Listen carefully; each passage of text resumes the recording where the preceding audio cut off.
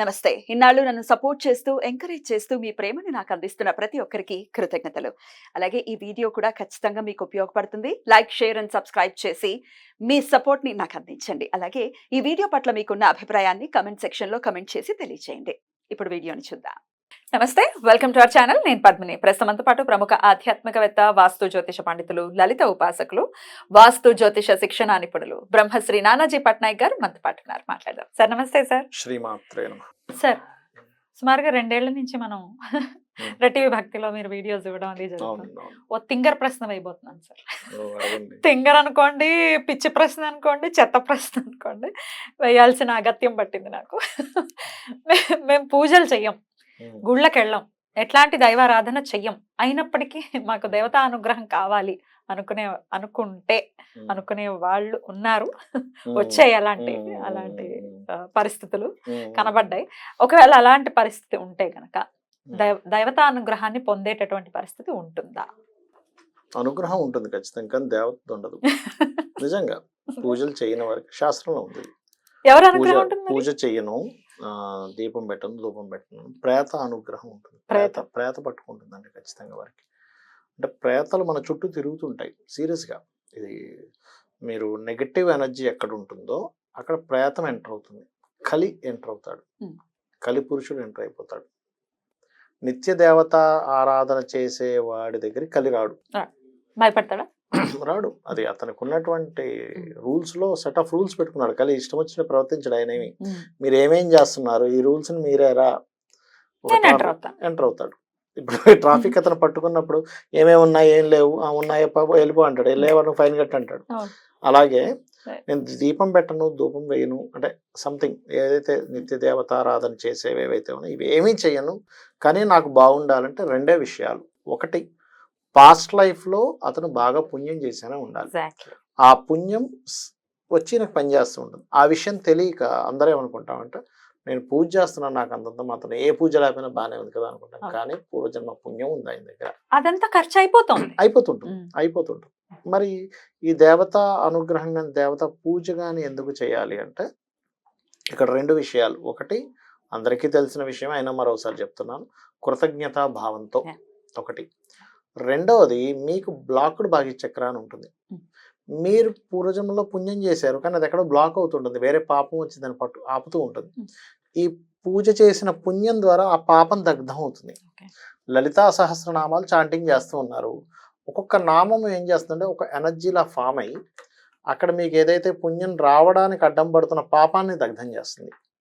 అది అయితే ఒక్కొక్కసారి ఏమవుతుందంటే మీరు చేసే పూజ మీ వరకే ఉంటుంది అనుకుంటే తప్పు. మీరు చేసే పూజలో తీవ్రతను బట్టి తర్వాత వంశానికి కూడా అది పనికొస్తుంది.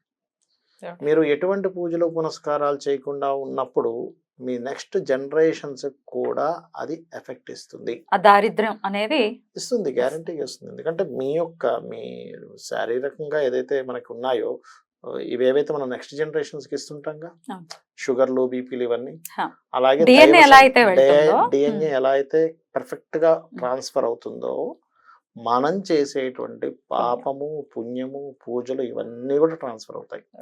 అందులో ఎటువంటి సంశయము లేదు. రైట్. అయితే కొంతమంది మనం చూస్తూ ఉంటాం సార్, రకరకాల పరిస్థితులు ఉంటాయి వాళ్ళకి. వాళ్ళ హస్బెండ్ ఒప్పుకోకపోవచ్చు, ఏమంటే అస్సలు మమ్మల్ని దేవుడు అంటేనే వాళ్ళు చిర్రెత్తుకొస్తారు, చేయనివ్వరు అనే పరిస్థితి ఒకటి ఉండొచ్చు.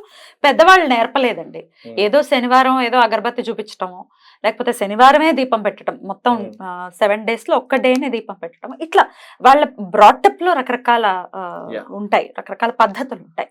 మరి ఇట్లా సార్ మార్చుకోవడం ఎట్లా ఈ పరిస్థితుల్ని?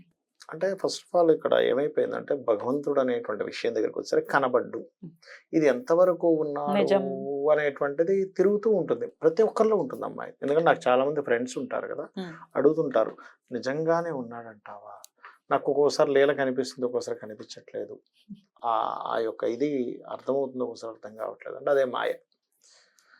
మీకు ఉన్నాడు, భగవంతుడు ఉన్నాడు, అతని విశ్వాన్ని మొత్తం నడుపుతున్నాడు అనేటువంటి విశ్వాసం మీకు రావాలి అంటే పురాణాలు, భాగవతము, ఇతిహాసాలు, రామాయణము, మహాభారతం ఇవన్నీ చదవాలి.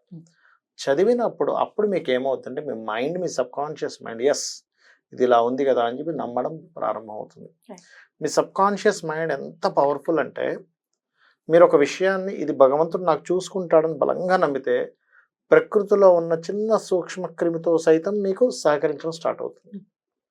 Yeah. ఇప్పుడు మీరు బాగా నమ్మారు, లలిత అమ్మవారిని రెగ్యులర్గా పూజ చేసుకుంటున్నారు, ఒక ధర్మబద్ధంగా ఉన్నారు. ఇక్కడ మళ్ళీ ఒక విషయం గుర్తుపెట్టుకోండి. ఇప్పుడు మీరు ఇక్కడ ఒక క్వశ్చన్ అడగొచ్చు, ఎట్లాగా మనకి చూడండి, ఇప్పుడు ఈ ఎలక్షన్స్ టైం కావచ్చు, లేకపోతే పెద్ద పెద్ద బిజినెస్ మ్యాన్స్ కావచ్చు, వీళ్ళందరూ కూడా పూజలు చేస్తుండొచ్చు. వీళ్ళు ఒక చండీ యాగం చేసి ఉండొచ్చు, అపోజిషన్ పార్టీ వాళ్ళు కూడా చండీ యాగం చేసి ఉండొచ్చు. మరి ఇద్దరు యాగం చేశారు కదా, ఎవరికి ఫలితం రావాలి అనేటువంటిది సంశయం చాలా మందికి వస్తుంది. నన్ను అడిగారు కూడా చాలా మంది విషయం. నేను ఒకటే చెప్పాను, ఎవరికి ఇప్పుడు ఇద్దరికి చేశారు, అమ్మవారు ఏం చేస్తుందంటే ఎవరి పట్ల ఎక్కువ ధర్మం ఉందో వాళ్ళ వైపు వెళ్తుందట. ఇద్దరిలో కూడా ఎన్నో కొన్ని మైనస్లు ఉంటాయి కదా, మనిషి అన్నాక ఉంటాయి. ఎందుకంటే రాజకీయం అంటేనే అక్కడ పోయిన తర్వాత అవతల వాళ్ళ మీద ఎత్తులు పై ఎత్తులు, గందరగోళాలు, గొడవలు, నానా ఉంటాయి. అక్కడ ఎవరి పట్ల ఎక్కువ ధర్మం ఉందో ధర్మం యొక్క పాలు పెరుగుతాం అటువైపు వెళ్తుందట అమ్మవారు. అలా చూస్తారా? అలా చూస్తారు.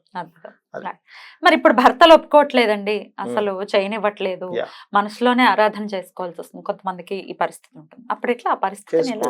భర్తలే కాదు, కొన్ని కొన్ని ఇళ్లలో అయితే జీవిత భాగస్వామి స్త్రీ కూడా ఒప్పుకోని కేసెస్ నేను చూసాను.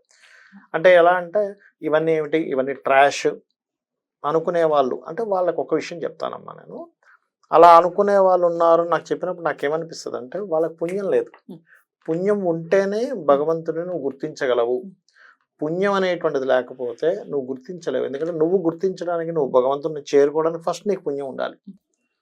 మనమేమనుకుంటున్నాం, వీళ్ళు నాస్తికులనో లేకపోతే వీళ్ళు గుర్తించట్లేదనో, ఏంటి ఇలా ఉంటున్నారో మనం బాధపడ్డాం కదా. వాళ్ళకి పుణ్యం లేదు అనుకోవాలి. వాళ్ళు వ్యతిరేకిస్తున్నారనో, ఇంకోరు వ్యతిరేకిస్తున్నారనో, ఇంకోరు ఇలా చూస్తున్నారో. కొన్ని ఇళ్లలో మీరు అన్నట్టుగా ఇంట్లో వాళ్ళ నుంచే వ్యతిరేకత ఉంటుంది. భార్య వ్యతిరేకించవచ్చు, లేదా భర్త వ్యతిరేకించవచ్చు కొన్ని సందర్భాల్లో. బట్ లేడీస్ వ్యతిరేకించడం చాలా తక్కువ అని చెప్తున్నాను నేను మీకు. అలాంటప్పుడు మన ధర్మశాస్త్రంలో, మన సనాతన ధర్మంలో మనసులో ఆరాధించుకునే ఉంది.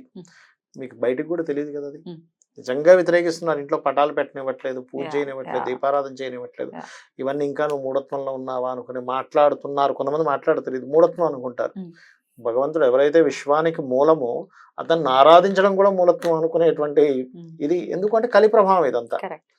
ఇది ఏంటంటే కలి పురుషుడికి ఇచ్చినటువంటి దీంట్లో కలి యొక్క ప్రభావం. కలి ఎంటర్ అయిపోతాడు అక్కడికి. ఎంటర్ అయిపోయినప్పుడు ఇట్లాంటి ఆలోచనలే వస్తాయి. వచ్చినప్పుడు మనకి అటువంటి ఆలోచనలు తిరుగుతూ ఉండేసరికి అవతల ఒప్పుకోవట్లేదు, కానీ మనకు చేయాలనుంది, మనసులో హ్యాపీగా చేసుకోవచ్చు కూర్చొని. ఖచ్చితంగా పరిస్థితి మారుతుంది, అంతేనా? ఎందుకంటే అటువంటి సిచ్యువేషన్ లో కూడా చేసావు కదా నువ్వు. అన్ని సమకూరినప్పుడు చేయడం కంటే కూడా ఏది నాకు సహకరించట్లేదు కానీ నేను నీ పాదాలు పట్టుకున్నాను తల్లి అన్నప్పుడు అమ్మవారు ఖచ్చితంగా కరుణిస్తుంది ఆ క్షణంలో. ఖచ్చితంగా. ఇంకొక కలి ఎంటర్ అయినటువంటి పరిస్థితి ఉన్నప్పుడు ఒక ప్రశ్న ఖచ్చితంగా అడుగుతుంటారు, అసలు మనకు ఆయన తండ్రి కదా, ఈశ్వరుడు తండ్రి కదా, ఆయన ఎక్స్పెక్ట్ చేస్తాడా నాకు ఇది పెట్టు నాకు అది పెట్టు అని, లేకపోతే ఆయన పూజ చేయమని అడుగుతాడా, ఒకవేళ పూజ చేస్తేనే ఇస్తాడా లేకపోతే ఇవ్వడా అని అడిగితే మీ ఆన్సర్? నేనేమంటానంటే అమ్మ, ఒక దీపం ఉంది, ఇదొక పోల్ అనుకోండి. లైట్ దగ్గరికి నువ్వు వెలుతురు కోసం వెళ్తున్నావు. లైట్కి ఎటువంటి ఎక్స్పెక్టేషన్స్ లేవు. నువ్వు దాని వెలుతురు కింద కూర్చొని నువ్వు పుస్తకం చదువుకుంటావు, ఆటలే ఆడుకుంటావు, నీ ఇష్టం. లైట్ ఎక్కడ మీరు దగ్గరికి రావాలని ఎక్స్పెక్టేషన్ పెట్టుకోదు. అది ఒక లైట్, అది వెలుతురు ఇస్తుంది. మీ అవసరం కోసం లైట్ దగ్గరికి వెళ్ళారు. అలాగే భగవంతుడు అనేటువంటి ఒక ఎనర్జీ, తన ఎనర్జీని ఫ్లో చేస్తున్నాడు. మీకున్న పాపం దగ్ధం అవ్వడానికో, మీకున్న కోరిక తీరడానికో భగవంతుడి దగ్గరికి వెళ్తున్నారు. ఇప్పుడు లైట్ దగ్గరికి మీరు వెళ్ళాలా, లైట్ మీ దగ్గరికి వస్తుందా? మనమే వెళ్ళాలి. అంతే కదా. అంతే. సో ఇవన్నీ కూడా ఇందాక మీరు చెప్పినట్టుగా కృతజ్ఞతను ఆవిష్కరించడమే. మీరు ఇప్పుడు లైట్ దగ్గరికి వెళ్ళి ప్రత్యేకంగా మీరేం అడగక్కర్లేదు. లైట్ దగ్గరికి వెళ్తే వెళ్తారు ఆటోమేటిక్. ఎలా వస్తుందో భగవంతుడి దగ్గరికి చేరుకుంటే ఆటోమేటిక్ మీకు పాపం దగ్ధం అవుతుంది. అద్భుతం సార్. చేరుకునే ప్రయత్నం చేయాలి. పిచ్చి ఆలోచనలన్నీ పక్కన పెట్టి డెఫినెట్ గా చేరుకునే ప్రయత్నం చేయాలి. మేము పూజలు చేయము, లేకపోతే మేము ఇది కాంప్లెక్స్ గా ఉండటానికి ఇప్పుడు చాలా మంది అనుకుంటూ ఉంటారు, దీంట్లో చాలా బోల్డ్ అంత క్రతువులు ఉంటాయి, చేయటం చాలా కష్టం, అందరికి సింపుల్ గా వచ్చేయాలి సార్, ఎవ్రీథింగ్ సింపుల్ గా అయిపోవాలి. జస్ట్ మేము ఏం చేయమండి, జస్ట్ 3 సార్లు ఈ మంత్రం చదువుతాం వచ్చేయాలి నాకు రాజయోగం అని అనుకుంటే ఏమిటది, ఎట్లా అంత పెద్ద పాప దగ్ధం అవ్వాలి, అంత పెద్ద పాప ఎట్లా జరుగుతుంది, పండు ఉంది, నువ్వు ఇంత చిన్నదాంతో అవ్వాలంటే ఎట్లా అవుతుంది, కొంచెం అయినా ఆలోచించాలి కదా. కొంచెం మనం కష్టపడాలి. 10th క్లాస్ పాస్ అవ్వాలంటే ఎంత కష్టపడాలి కదా. ఎల్కేజీ సిలబస్ తో 10th పాస్ అవుతా అంటే ఎనీవేస్ ఇది డెఫినెట్ గా కూడా ప్రాక్టికల్ గా ఆలోచించాలి. బ్యూటిఫుల్ సార్, చాలా బ్యూటిఫుల్ గా ఎక్స్ప్లెయిన్ చేశారు. డెఫినెట్ గా ఇది అర్థం చేసుకుని స్వామికి ఎంత ఆరాధన చెయ్యాలి, మనం ఎంత ఆరాధన చేస్తే స్వామికి దగ్గర అవుతాం అనేది డెఫినెట్ గా మననం చేసుకుంటూ స్వామి ఆరాధన మన వాళ్ళందరూ చేసుకోవాలని మనస్ఫూర్తిగా కోరుకుంటూ థ్యాంక్ యూ సార్. నమస్తే. శ్రీమాత్రే నమః.